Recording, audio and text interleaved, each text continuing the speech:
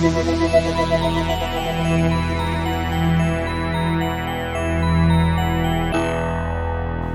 Vintage Burn. This is Kev, Popeye, and Doug. Yeah, that's right. Popeye is in the corner. We went to a show this evening. We're recording this on the 8th of April, 2023, and we got back a little early, and we just thought we would do a quick update on some shows that we've been to recently. We did. Doug went out to Hell's Heroes. Dude, what a banger! If you ever want to go to Texas Florida number 2, Texas. Florida number 2. We'll get into this real quick first. I know we don't want to do a super long one, but so my first time doing Hell's Heroes, it's their 5th installment, but it's the first year where they've had 2 indoor stages, and then this year they had enough of a following, they sold out the indoor stages, so they had like a really nice, like, well-to-do outdoor stage, like, on the same premises. I'm thinking it's like done for other festivals, done this way. Yep. And they're like, all right, well, if you sell X amount of tickets, then you can have this. If not, you have this. It's kind of how it felt, because they didn't put the stage up just for this festival, but it was just nice to see bands like Possessed, Satan, Liege Lord, Visigoth, Enforcer, like all these bands that, like, you know, deserve a bigger stage and not just like some hokey indoor type arena. But how many bands in total? Oh wow, that's a big list. About that, yeah. Right? So it's. Yeah, we'll call it like between 20 and 30 bands. Yeah, I would say like, because decent size. It was nice because you had like 3 stages for 2 days officially, and then there was like a pre-fest and then a post-fest. And then every night when you'd get out at like maybe 10, it was reasonable. Like if you wanted to do it, you could get out at 10, 11, go home and sleep. But like if you want to go to the after party or hang out, like it was kind of nice that they had options. But this is actually an older one. Like Demon ended up dropping. I forget who replaced them. But dude, Possessed and Razor were kind of my 2 highlights, because the rest of the festival is very traditional. You had like Satan, Visigoth, Rostabos, Pagan Lord, Night Demon. Are you familiar with Hollis? No. So Hollis is a band. Night Demon, I am. They are more traditional. Yes. Visigoth would be my top out of the list underneath. Skullfit. You know Haunt and Enforcer. Dude. I know Haunt. Yeah. Riot City fucking killed it. There was another one, and they're way, way, way down the bottom. Morgul Blade. I feel like I'm looking at the list here. Oh yeah, your band Riot City was on there too. Dude, I love Riot City. And they killed it. Haunt. I feel like Haunt is a mixture of band members from Night Demon too. Possibly. I think so. I could be wrong. I don't want to tell tales out of school, but that sounds kind of right. But I could be wrong. But I am also thinking there's another band that has multiple bands too. So what is it? Spirit Adrift and Gatecreeper are of the same. There's 1 or 2 members from those bands. Yeah, together. It's funny. I don't see Spirit Adrift on here. Do you? Spirit Adrift is not on there. No. Yeah. So this is an older one, but Christian Mistress was another one that played that. I guess they just reunited for the first time in like 20 years or something, and it was Are they Christian? No, they're not. No. Then that's why I'm like, I don't get the name. I don't get the. Yeah. But they were one, and sorry, Popeye, and then Morgul Blade was another one that like I just happened to like Morgul Blade, Jesus. Dude, I happened to go inside to pee because that was the best place to pee. When between outside shows, and both of those bands, and like, holy shit! Like I wish I did my research. Oh, so they were good. They were good, yeah. Both of them, especially Morgul Blade, they were very like. He's like probably a dude in his like mid-40s, super nerdy, and you could tell he hasn't played on stage very much, but not in a bad way. Like he was very just like. Yeah. Like nerdy, like I'm enjoying this, I'm playing this, like this is what I want to do, this is what I've always wanted to do, and like people are into it. Name like Morgul Blade, is that M-O-R? Yeah, M-O-R... Is it Moral? Moral Blade. I thought there was a G in there. It might be a G. No, looks like an O. Moral Blade. Morgul. What the hell is a Morgul?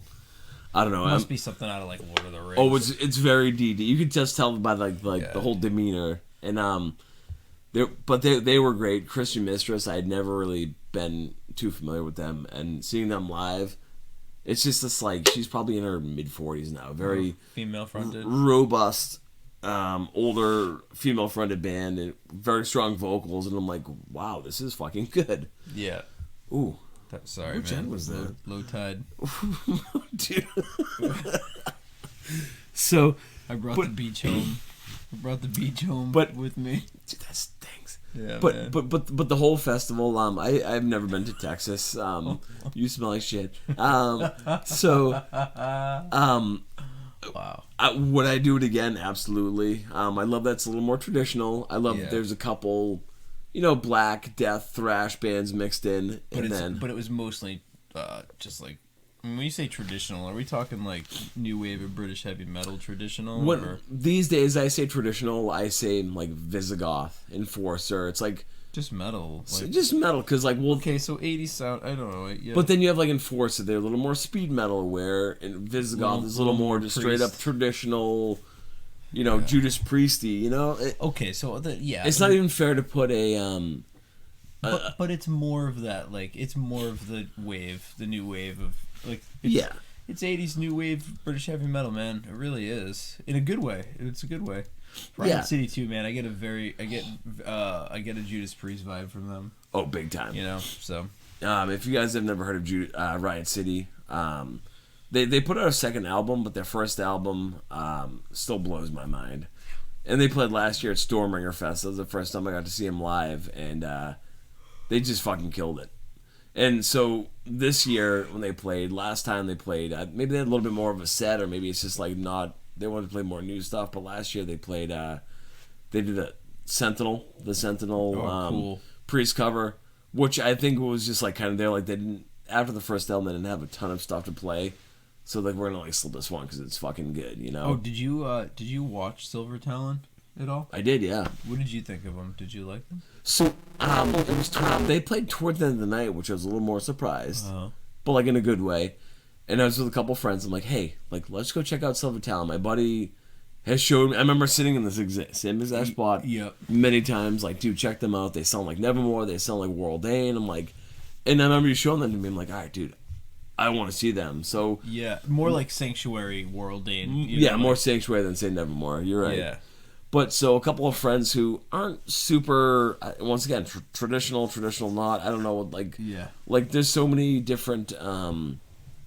I don't like all the brands, But anyway, I'm like, hey, I'm gonna check these guys out. And a couple of my friends were like, oh, okay, we'll come with you because we have nothing else to do. Like, what are they like? I'm like, if I had to describe them, I would say maybe like Sanctuary, World Dane Sanctuary. And like, okay, we love like Nevermore and like some Sanctuary. I'm like, well, fucking come fucking figure it out, Yeah. And it's weird because like the venue upstairs is very like you go upstairs, there's one way in, one way out, and it's like a box. Interesting. If anyone's ever been to St. Vitus in New York, it's the same thing. It's like it's very like fire hazard-ish, but like in a charming way.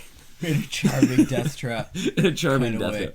But honestly, musically, they were on point. Did the people that came with you that were not expecting anything enjoy them? Honestly, they were like, we weren't expecting much, but like this was way, way better than we thought. I'm like, well, cool. Like, yeah, if anybody out there hasn't, check them out. A lot of these bands that we just mentioned, check them out. But the band we're talking about, Silver Talon, they're just a young U.S. band in the vein of, like Doug's saying, more traditional. But if you like Sanctuary, an early 90s progressive metal band with the late singer World Dane from Nevermore. It is, and I think one or two other members. I think it was Jim Shepard on bass, who was also in Sanctuary, and then they're like the newest guitar player that came into the fold towards the end of the second album tour cycle for Sanctuary was Jeff Loomis. So Jeff Loomis was like a replacement guitar player that showed up. He was actually, so all these members were actually kind of involved. Yeah, Sanctuary literally turned into Nevermore. And what happened was Jeff had already come in the tail end of Sanctuary's like he's not on any albums, but he was touring. You know, he was the touring guitarist. And then I think the band, like the remaining members, they kind of fell apart, and so Gotcha. three of them just ended up three of them just ended up going into it and starting Nevermore. All right, so this is okay. So do you remember like 2012 Barge to Hell when me and Marco went on Barge to Hell? Yeah. So I went on the first cruise. It was the second year. Then I dragged Marco. Like we were very new. I can take that from you. Are you sure? Yeah. All right. And I remember Marco and I were on, I think it was the Bahamas, some weird island in the Bahamas, and the band members had a blue wristband on, meaning like you were in a band, you got backstage, you had different food, beer, blah blah blah. Interesting, yeah. And I remember Marco and I were on the island, and we're like, "Oh, dude, like, hey, I see you got the blue band. Like, I don't mean to be ignorant, but like, what band are you in?" And we talked to this dude. I remember he looked a lot like Jeff Hanneman from Slayer. Interesting. Just kind of like blonde hair, not super tall, not like the super tall, like gorgeous Norwegians and Swedish you see. Like he was just like, and he's like, oh yeah, like he's like, I'm playing for Sanctuary. I'm like, oh, that's cool. That's fucking super cool. And he's like, you know, somehow it came up 2 seconds later. He's like, yeah, I used to be in this band, Forced Entry from Seattle. I don't know if you remember us. And I'm like, oh, that's awesome. Yeah, you perked up. So he was the fucking founding member of like, wasn't it Forced Entry? What's his name? Is it Brad or something? Oh, I don't even fucking know. Anyway, that sounds kind of right. It's cool. Yeah, he was in. That's right. He joined he joined Sanctuary when they reformed. Yeah. Which I thought was super cool because I'm like, all right, well, you're in a band that I love, and I'm like, you're. I'd rather you're in a band, and I'm like, well, because at this time, like Evil Dead, Hallows Eve, like Forbidden, all these like '90s bands that kind of started reuniting. Yep. I'm like, dude, well, what are the odds of you guys reuniting? He's like, honestly, not so good. He's like, I can't remember a goddamn lick we played back then. He's like, yeah, the guys we played with, like he mentioned the other two guys' names. He's like, they have kids, they have jobs, they have families. Yeah, like I'm yeah. To break away from that, to do like a tour cycle or even like all that for and I remember like it's funny because Sacred Reich says, you know, now they're touring like every 2-3 times a year, but I remember for a long time Sacred Reich would never play the States, and they were like, well, you know, like we want to play festivals in Europe because they appreciate us. Like here, you might like us, your friend might like us, your friend's friend might like us, but honestly, we play a show, there might be 7 people that show up, and it's like not worth us for us to tour, you know. But now, I don't know what changed, but so now they're doing tours. Something changed for sure. But that always kind of bummed me out because I would love to see Forced Entry. So 2 shows. We recently went to see Life of Agony, which was cool. We did try to podcast that night, but it was just too loud where we were, and the recording came out too crackly, so we didn't want to put that out on the airwaves for everybody to have their ears bleeding to. So we are missing Marco on this, but Marco kind of set up Doug and I for this show. It was Life of Agony's 30th anniversary for River Runs Red.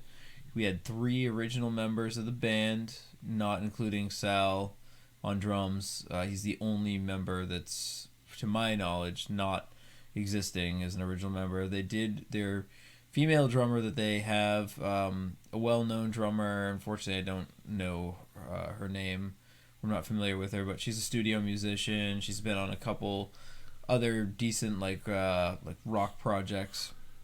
She crushed it. The live set was amazing. The whole band was great that night. The place was sold out. It was at Wally's in Hampton Beach, New Hampshire. Which is still weird to me. Like, so cool. We've been seeing so many shows there that are just random, including this Life of Agony show. Again, sold out. I can't remember if our In Flames show was sold out. I want to feel like it didn't, but it should have. Yeah, it almost felt like it was close. Like, to see In Flames, like this place, it's like a biker bar and like a off-season. 500 people, maybe. Yeah, max? Yeah, it's max. Like max. Fucking might even be like 400 max. Like it doesn't could be even less than that. But this place has just been pumping out great shows, all types of rock and metal, and. Yeah, Life of Agony was killer. I mean, it was my first time seeing. This was your first time seeing. Yeah, broke my cherry too. Amazing. Just a great live set. Everybody sang the lyrics to that entire record front to back. It was actually, I told Marco, he found it very powerful. I just found it, I got annoyed. It was like, I didn't pay to listen to the crowd sing the album, but I get it. I mean, I get it. Like, it just ended up, people, I mean, honestly, Mina Caputo didn't even have to really sing the songs. I mean, she didn't have to do anything. Now, if you know Mina, formerly, or what is it? His dead name is Mino. No, his dead name is fuck. Is it Keith Caputo? Oh, is it Keith? Was it? I can't remember. That sounds right. Sounds about right. That sounds right. So yes, formerly Keith Caputo. Now, he's a trans woman, goes by Mina Caputo, and just crushed it. Like, her vocals were just still perfect, but I could hardly hear her because everybody from first song to last song was singing the whole goddamn record. Though, as a front man, woman, whatever, wouldn't that must be like the ultimate, like? Oh, of course. Like, you could tell she was we've made having it a like good time. Oh yeah, I mean, like. I've got video up. I'm pretty sure most of you probably seen. I think Vintage Burn has a video. Yeah, she was in her element, and like, I don't know, Mina's a beast. She just she's still, I would see Life of Agony again. I mean, I think I liked the River Runs Red aspect. I'm not a big fan of their other albums. So if they do another tour like this for River Runs, I mean, they were very, very tight. Either way, they still, like, that was my first time seeing them too, but I remember Marco saying, like, yeah, they usually play like 90% River Runs and then other stuff, you know? What who's the other band that we watched that they opened for? Sick of It All. Sick of It All. Yeah, they were really good too, man. I told Marco, because Marco's seen them a bunch. Vibes. Yeah, they kind of, there's a lot of punk in that, hardcore. I mean, you can hear it. I was kind of hoping for a little bit more, but that's maybe because, like, I remember, like, our friend's brother growing up was like in the early 2000s, like, dude, you need to hear this New York hardcore, like, this is gonna change. And it was like whatever album it was that had, like, it looked like the New York Yankees symbol, but like with like a weird dragon. I'm like, and I remember hearing it back then. I'm like, all right, this is cool. That's why, like, I remember telling Marco, like, dude, I love hardcore, like, it's really grown on me, but I'm gonna be the dude in the back, because if I'm in the pit and I get punched in the face for no reason, like, it's different than a metal pit, you know. But he's like, nah, dude, it's more tame. And I'm like, you know what? He's kind of right, because I remember seeing, like, Integrity at, like, once. But that's like, you're talking about real classic hardcore. Like, Marco's into the real hardcore. Not the scene that we grew up in. They used to be, though. Like, they used to be so more brutal. Sick of It All, maybe 15, 20 years ago. Or, like, I remember, like, our Nick Rick's brother Brian telling me, I remember telling him, like, hey, guess where we are? And I sent him a picture, and he's like, sent me a video of, like, the Rat, or like the Channel in Boston, like in 1989, 1990, where like there's just dudes killing each other in the pit, you know. And that's why, like, I love hardcore. I love the aggression. I love the expression. But when it comes to pitting, like, I just have I told Marco, I'm like, dude, I'm gonna end up in jail. Yeah, like, because there's a way to. I mean, that's why I do like just normal pits where you can still let loose, but respectfully let loose, you know. I think there's a respect level in the pit you have to have for other individuals. A lot of people end up not being that way, that go in to just be total dicks. It's like asserting your dominance in the pit, which but it's is easy alright to strike back, you know, like, you know, when it's we've had our, you know, we've had our rumblings with people. You just give them a good shove out, or, you know, we've seen people removed from pits too. So what used to piss me off, early 2000s Metal Hardcore Fest in Worcester, you would go and see Deeds of Flesh, Dying Fetus, whoever, but then there would be these dudes there for the hardcore bands. Was it the ones wearing their little skeleton handkerchief over their face? Yeah. And a lot of those dudes Hardcore Kids Unite were FSU. I remember FSU or fuck shit up, quote unquote, gayest name ever, pardon my French. That can't exist anymore. They were very strong back then. They were big into fighting. And so, like, you would go into like a metal pit, and all of a sudden these dudes would come in and start fucking just like beating the shit out of everyone. And these are the dudes that would jump 3, 4, 5 people deep and start just hitting chicks in the face. What? Anybody, like how like when you go to a show, when you're in the pit, anyone who is ever in the pit, it's like, all right, well, I know where the pit is. I'm 3, 4, 5 people deep. If I'm 5 people deep, there should be some like buffer. Yeah, well, you're supposed to just kind of bounce off the inner circle. Yeah, of that's. people. So I remember one time, I forget who was playing him. I think it was right after Kill Switch. I think it might have been Needs of Flesh, and there was a pretty good pit going, and some FSU dude, jumped like 3 people deep and punched some chick with dreadlocks right in the face and broke her fucking nose. Woof. So me and my buddy fucking basically swarmed the guy, and guess who got kicked out? You? Me and my buddy. Because that motherfucker was best friends with, he was FSU, and they were best friends with all the FSU guys that worked at the Palladium. So I'm like, you know what? Fuck you, fuck all of you. I mean, we stuck back in. That doesn't, they can't exist anymore. There's no way. I haven't. No, because they would all been fucking stabbed by now. Like, they would have been dead. That whole scene is gone.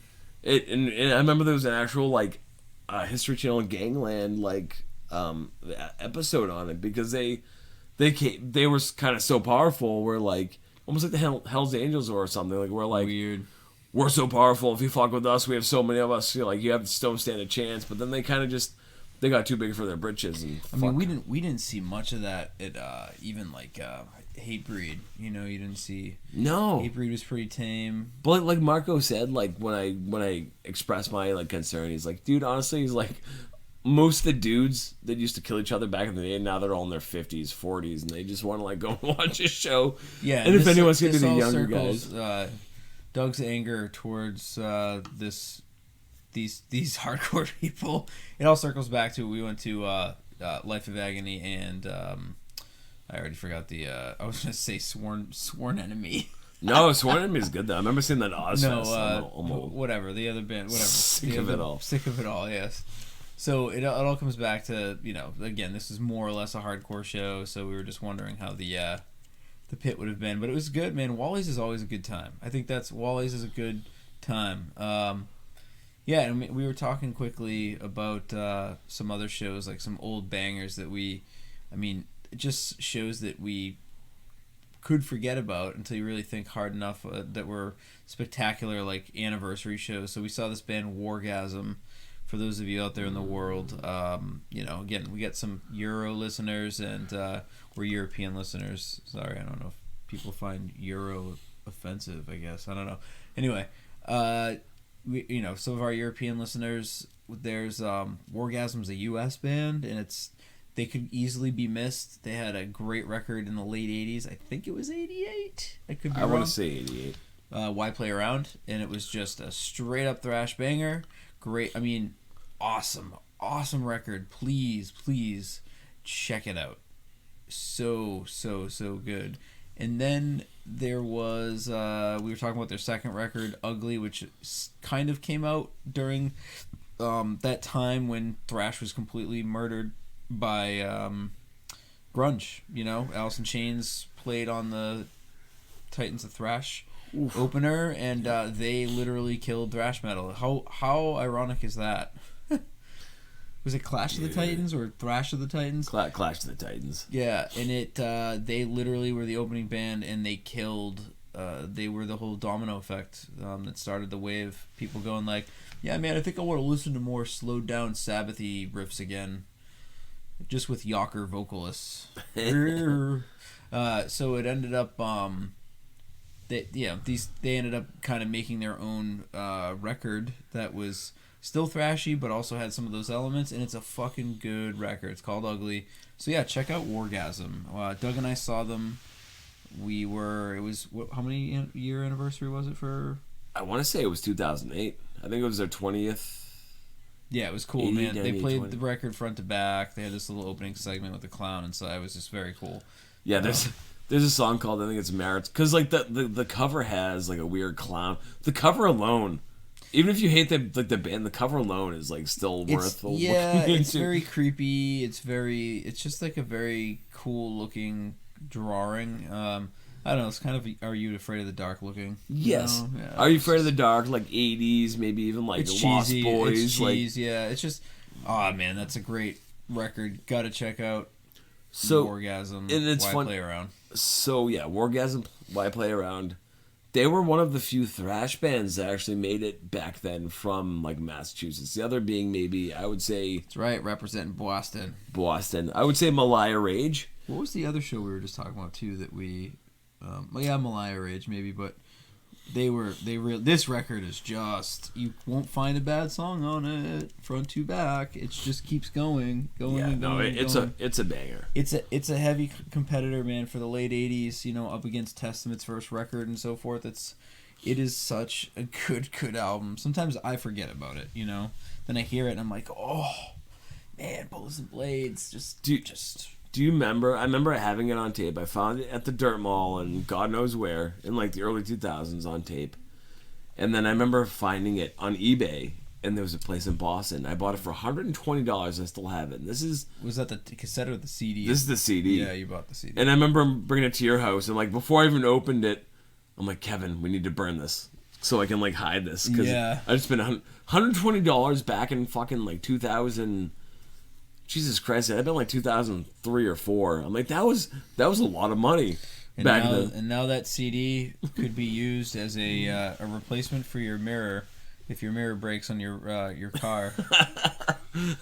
Just, you know, either side of your driver, your passenger side, mirror breaks. Just put a laser disc up there of CD, and you'll be fine. For like 10 years, it was my nest egg, but now it's just like it's useless. Because then they ended up putting out on it. They re-released it like maybe 10 years ago. It's like crypto. I sold Doug at the top. I sold him all my CDs. I got out at the height of the CDs.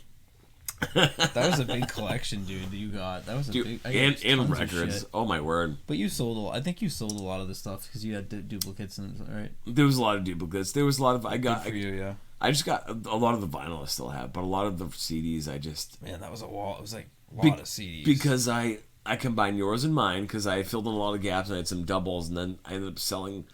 When you move, it's funny having a format of sorts, and I know we're kind of completely digressing, so I appreciate anyone who's still listening. But when you have a collection of a certain format, it's like I had probably 700 CDs. Yeah. And a lot of those I bought original. I bought, you know, when they came out, I bought off eBay, blah, blah, blah. CD Universe. CD Universe? Still exists. Does it really? Uh-huh. Dude, so much thrash on CD Universe back then. I don't know. They're still selling shit, man. I don't know why, but they just were like so good when it came to like Atrophy, Rigor Mortis. Like that's where I got a lot of those CDs. When I went to see Tool last February, the next day I was like, I'm like, speaking of, it just made me nostalgic, and I'm like, I'm gonna take a look at CD Universe and see if they still have CDs to buy. I mean, I was looking for Undertow and for Anima, and I couldn't find those CDs anywhere, man. I was just like, I'm like, I actually had to think hard about where I could find CDs now. So I looked at eBay, and it was like, I'm not buying any of this off of eBay. And I was like, oh, all right, I'll check out CD Universe. Nah, there's no way. Yeah, they got tons and tons. They have, German pressings, and they have, you know how they are, Japanese pressings, and they have this, and so they still have a lot. People are still gonna buy the medium too. Let's face it, people like a medium, and I think, Doug, you consume those still. You're still buying records and tapes and vinyl for dude, it sucks because I got rid of all my CDs, but if I go to like a thrift shop, a record shop, if I go somewhere and there's like a CD I like, or even a metal record in general, I'm like, $2 for this random metal record. I'm like, I just can't let you sit here. I'm like, I have a whole stack of original. I got them at the thrift shop maybe this time last year. It's like Judas Priest, Red Lightning, Injustice for All, Ozzy Osbourne, like Blizzard of Oz, like all these original pressings. I'm like, I can't let these. I'm like, I don't need any of these. I don't have CDs anymore, but I'm like, I need to buy these just to have them not rot away. Well, if any of you out there are looking for anything in particular on a special medium, you should contact Doug through our messenger or even on Instagram. On one of our socials, Doug might have. I have problems. He might have tons of stuff to sell. If you need horror books, dude, my newest passion is what, collecting horror books? And Liz makes fun of me. My girlfriend makes fun of me. Because a lot of them are like these books that came out in the 70s, 80s, and 90s from like Scholastic. Remember Scholastic? Yeah. But it's like they're these like cheesy, like novels, give or take, whatever word you choose to insert. But like they're like these like novels that like kids would read like in elementary school. But they're like horror or like Halloween themed. Oh, that's cool. Like, no, so they're like Goosebumps. Like they are adult Goosebumps. They're like Goosebumps before Goosebumps. Like Okay, I bought that's one last night for $1.29. I'm like, you know what? I spend much worse for $1.29 than this book from Scholastic's called like a fucking jack-o'-lantern ate my brother. Yeah. I'm like, no, that's cool. I'm like, dude, this is. It's just like some like the artwork, some like the stories. Like I don't know. It's cool, man. It's fun. It's innocent. And that's like what I have a sale. It's called Sales from the Crypt with a K. Sales from the KRYPT. No, sales from the. Yeah, Sales from the Crypt. Sales from the Crypt. Yeah. And so I have an Instagram where I kind of like been trying to sell just like Halloween and horror type stuff. It hasn't taken off quite yet, but we're like one sale away. Yeah, it's always good for you to plug this here. And then again, if you ever have music that you're looking for on a medium, you should hit Doug up and ask him if he has anything to sell, because you never know. He's got a great catalog of stuff from, the 90s up to now, just collecting. So, God, so much of it. With that said, man, I think we should end it. And thanks for listening. We just wanted to jump on here and do a quick metal cast. I know we've been doing more of these discussions than reviews. It's just been tough, getting the three guys together, and we had our son 17 months ago, so it's just everybody's been doing their own thing, so it's been very tough for us to just kind of cast whenever we want. So we're throwing things out there. We've been doing a lot of shows, so it's we're trying to give you guys some content and some different bands, and kind of keeping it around what we do here on this segment. So thanks for joining. This is Kev. And Doug.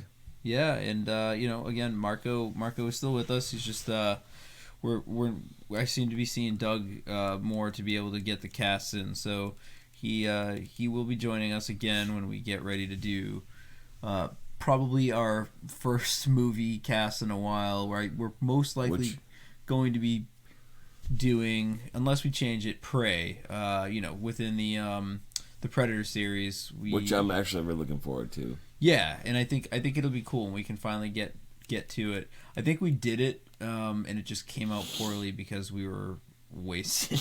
It was not good. Someone may or may not have thrown a notebook at Marco. This is what happens. We get together, it's been a while, and the boys play, and then we try to be serious, and it just doesn't work out. So yeah, it's tough to get down to business after being on a hiatus for so long. Yeah. We're looking forward to actually getting some content, like movie-wise, and a little more... just more consistent, once a month or whatever. But if you're listening, and we've seen our listenership, and people still listen to us, I don't know why you guys need to get lives, I don't know I don't know what you're doing. I mean, come on. Really? Jeez, get it together. Figure it out. I mean... You can only be disappointed so much in life, and for you to spend your time disappointed with us, we appreciate it. So hopefully you find some of this content useful, and we give you some good bands that you may not have heard of. I think I always love that when I've listened to other podcasts or just talking to friends, when you hear a name of an artist and then listen and you're like, how did I ever miss this band in my life? Like, it's those important things. So hopefully there's a takeaway. All right, everybody have a great night. Or morning at this point. Yeah. Love you.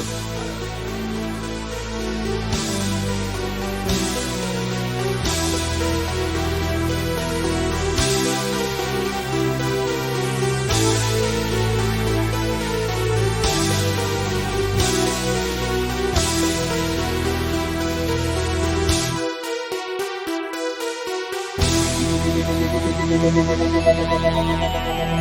you.